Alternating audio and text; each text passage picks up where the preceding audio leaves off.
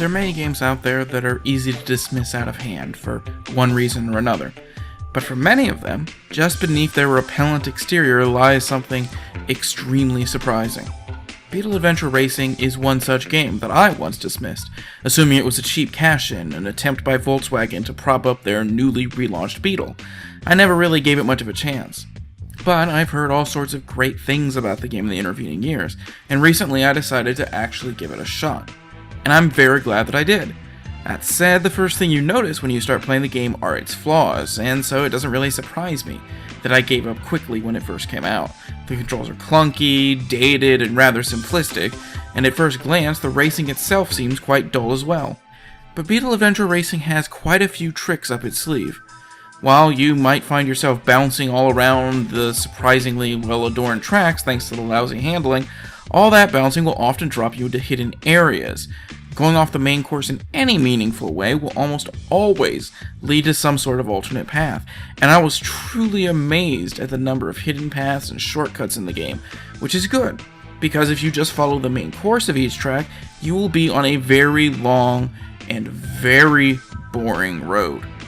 It is variety like this that makes Beetle Adventure Racing so good. Parts of the game are extremely simple, like the cars that are just differently colored Volkswagen Beetles with slightly different handling mechanics, and the barely even there selection of modes.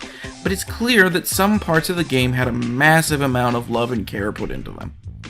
Beyond the shortcuts and alternate paths that I've already mentioned, the track decoration itself is incredibly well done, especially for the time, with a number of animated pieces of scenery and an insane amount of environmental variety, not only between different tracks, but even within the same track.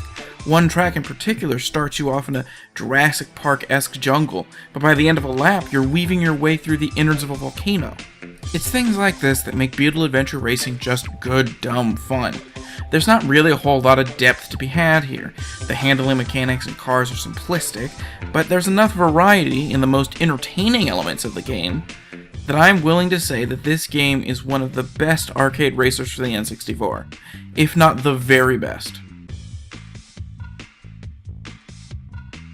If you'd like to find out if an old game from your childhood, maybe even an N64 racer you remember being better than the one I reviewed today, has stood the test of time, leave a comment below or send me a message. If you like what I'm doing, don't forget to like and subscribe. Thanks for watching, and I'll see you next week.